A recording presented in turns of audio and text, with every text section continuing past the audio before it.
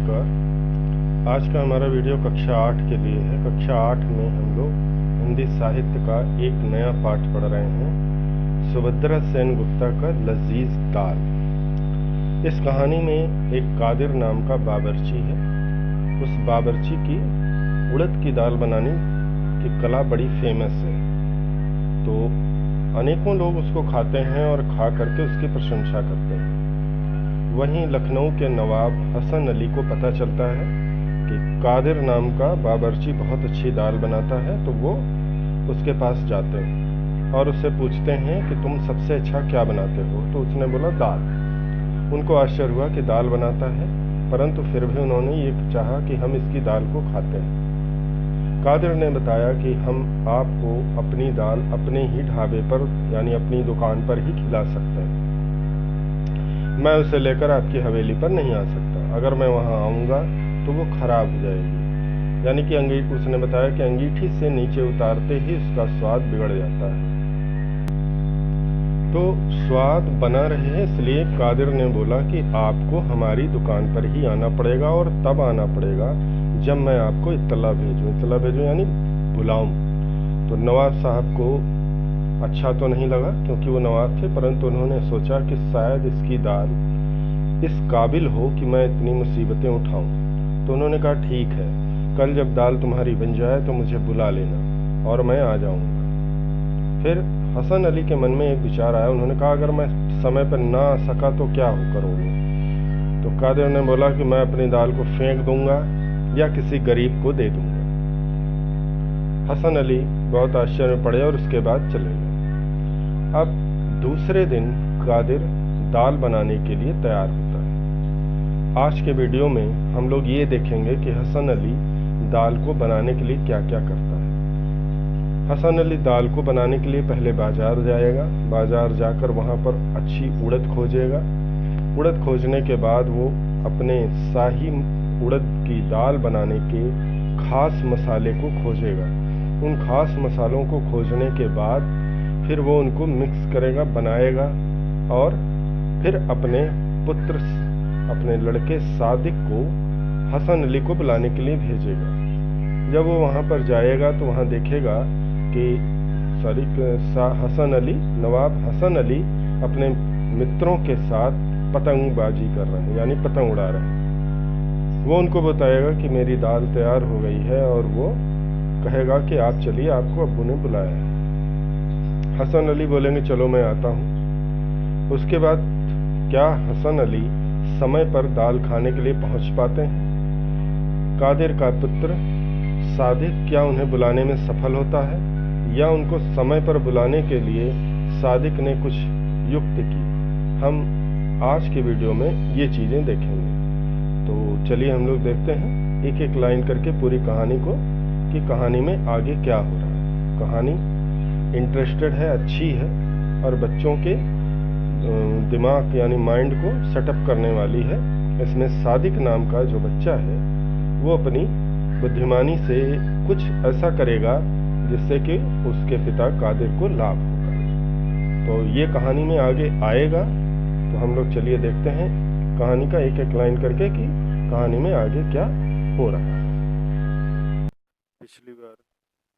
पिछली बार के वीडियो में हम लोगों ने देखा था कि हसन अली कादिर की दुकान पर आते हैं और दाल खाने का निमंत्रण दे करके, निमंत्रण कह सकते हैं या ऑर्डर कह सकते हैं, ऑर्डर दे करके चले जाते हैं। और कादिर उनको बोलता है कि जब मैं आपको बुलाऊंगा तो आप आ जाइएगा। अब इसके आगे देखते हैं। सादिक कह रहा था कि जब मेरे पिता यानी कादिर को गुस्सा आता है तो कौवे भी काँव काँव करना बंद कर देते हैं। भाव ये है कि जो बहुत चिल्लाता है, जैसे कौवे अनावश्यक रूप से चिल्लाते रहते हैं, कहीं वो भी अपने स्वभाव को त्याग देता। यानी कादिर का गुस्सा प्रसिद्ध था, और इस बात को उसका पुत्र सादिक बहुत अच्छी तरह जानता था। करें कुत्ते दरख्तों की आड़ में छिप जाते हैं। दरख्त का मतलब होता है वृक्ष। कह रहे हो जब सादिक कह रहा है कि जब कादिर यानी मेरे पिता को गुस्सा आता था तो कौवे भाग जाते थे और कुत्ते पेड़ों की आड़ में छिप जाते थे कि कहीं मुझे देख न ले। खुशकिस्मती से नवाब साहब का मिजाज सही था। मिजाज यानी स्वभाव और उनका वर्तमान समय का जो कह सकते हैं कि उनका जो माइंड था वो उस समय कूल था। कह रहे खुशकिस्मत से, यानी अच्छी बात ये थी कि नवाब हसन अली का जो स्वभाव था वो शांत था, कूल था। उन्होंने कादिर मियाँ की सब बातें मान ली थी। उन्होंने कादिर की सारी बातें मान ली थी। उसने अब्बू को अगर उनके साथ अच्छा सलूक ना हो तो खुद बादशाह तक के लिए पकाने से इनकार कर सकते थे। सादिक बता रहा है कि अगर अब्बू अब्बू की शर्तों को लोग ना माने तो स्वयं बादशाह भी अगर कहे दाल पकाने के लिए तो अब्बू यानी कादिर दाल नहीं पकाता था।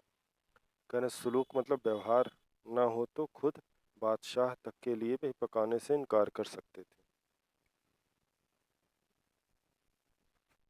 कादिर बता रहा है कि उनके पिता इतने अड़ियल थे, इतने ज़्यादा क्रोधी थे, गुस्सैले थे कि अगर अच्छा व्यवहार, सलूक का मतलब व्यवहार होता है, व्यवहार ना किया जाए तो हसन अली तो सिर्फ नवाब था, बादशाह भी कहे तो वो दाल पकाने या कुछ भी खाना बनाने से मना कर सकते थे।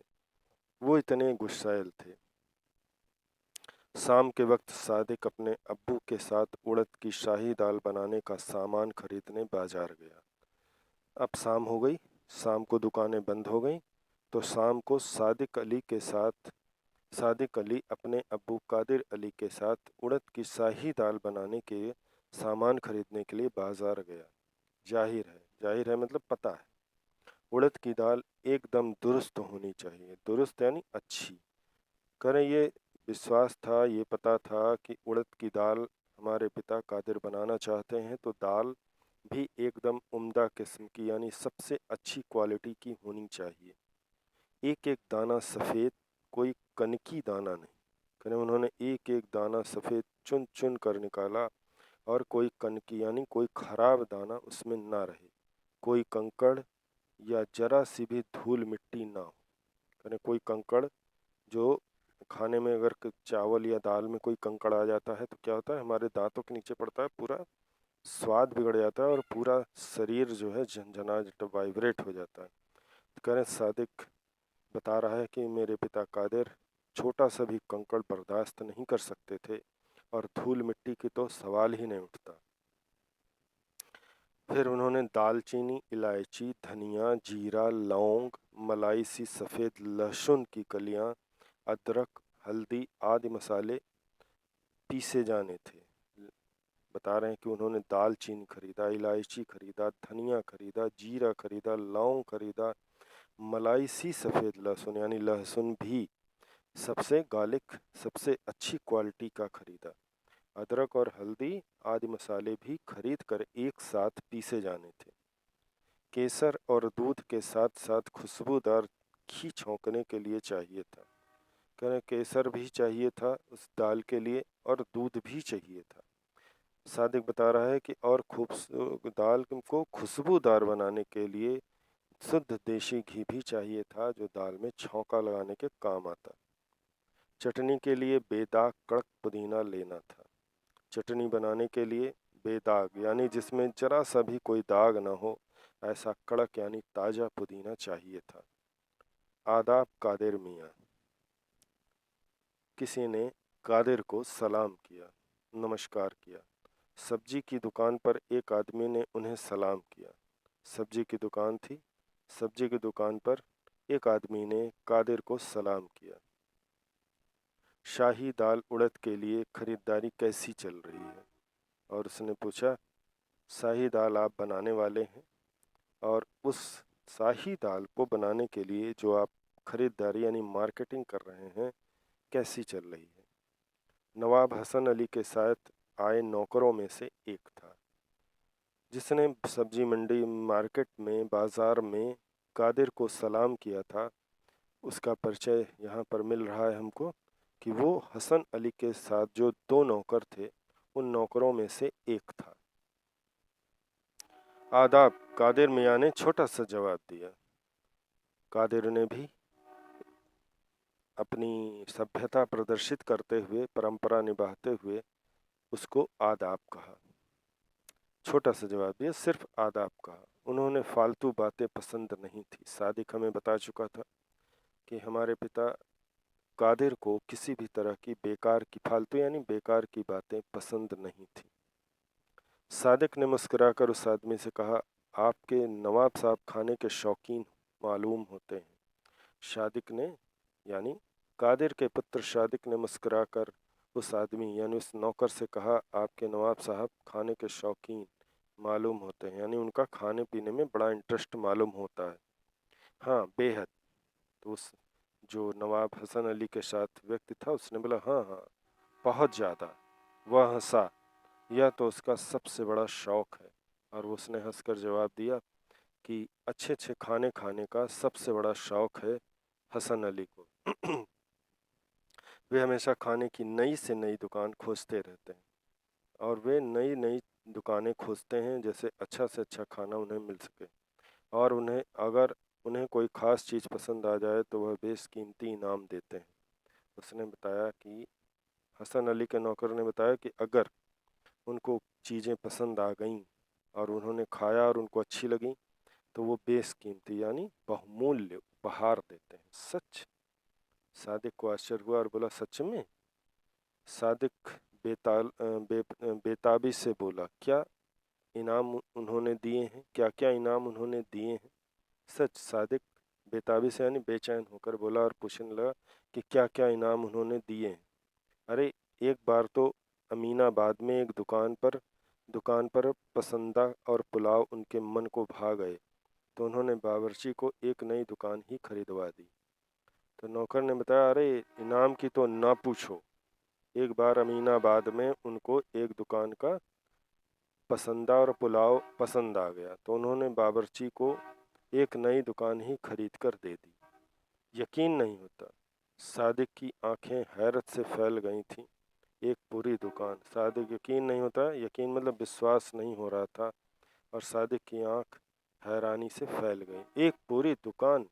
उसने बोला, एक पूरी दुकान ही दे दी?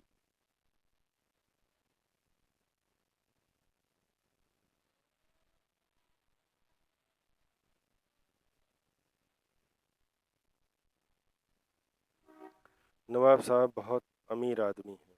उसने बताया कि नवाब साहब बहुत अमीर आदमी हैं। गए महीने तो उन्होंने एक बावर्ची को उसकी फिरनी पसंद आने पर हीरे की अंगूठी दे डाली थी। तो उसने नवाब साहब के नौकर ने बताया कि नवाब साहब बहुत अमीर आदमी हैं और बड़े दिलदार आदमी हैं। कह रहे गए महीने मैंने पिछले महीने उन्होंने एक बावर्ची की फिरनी कोई मिठाई होती पसंद आ गई और उन्होंने हीरे की अंगूठी दे डाली थी। कादिर मियाँ बुला रहे थे सो सादिक को जाना पड़ा। सादिक उस नौकर से बात कर रहा था और कादिर मियाँ उसको बुला रहे थे तो सादिक को फिर जाना पड़ा, मगर घर के रास्ते पर अपने अब्बू को मिला सकने वाले इनाम सपने में खोया रहा। परंतु वह मगर घर के रास्ते पर चलते चलते वह अब्बू को मिलने वाले इनाम के सपने देखता रहा। यानी वो ये सोचता रहा कि अब्बू को क्या इनाम मिल सकता है अगर उनकी दाल पसंद आ गई तो।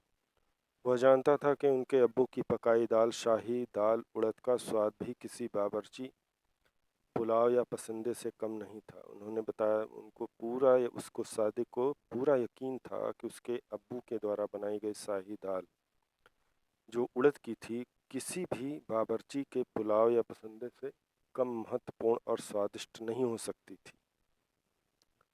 अगले दिन सुबह से ही सादिक अपने अब्बू के साथ काम पर जुट गया। अगला दिन यानी दूसरे दिन, जिस दिन नवाब साहब हसन अली को खाने पर बुलाना था दाल के लिए, उस दिन की बात लेखिका कर रही हैं और कह रही हैं कि सादिक अपने अब्बू के साथ यानी कादिर के साथ दाल बनाने में जुट गया। उसने दाल साफ करने, घी गरम करने, हल्दी पीसने, प्याज लहसुन और अदरक छीलने काटने में उनकी मदद की। उसने खूब मन लगाकर काम करना शुरू किया। उसने पहले दाल साफ किया, घी गरम किया, फिर हल्दी पीसी, प्याज छीला, लहसुन छीला, अदरक और गोभी छीला। सब कुछ काम जो बड़ी मन लगाकर कर रहा था उसे एक बड़े इनाम का लालच था।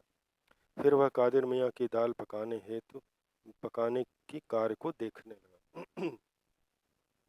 फिर उसके पिता दाल पका रहे थे और वो उसको देख रहा था।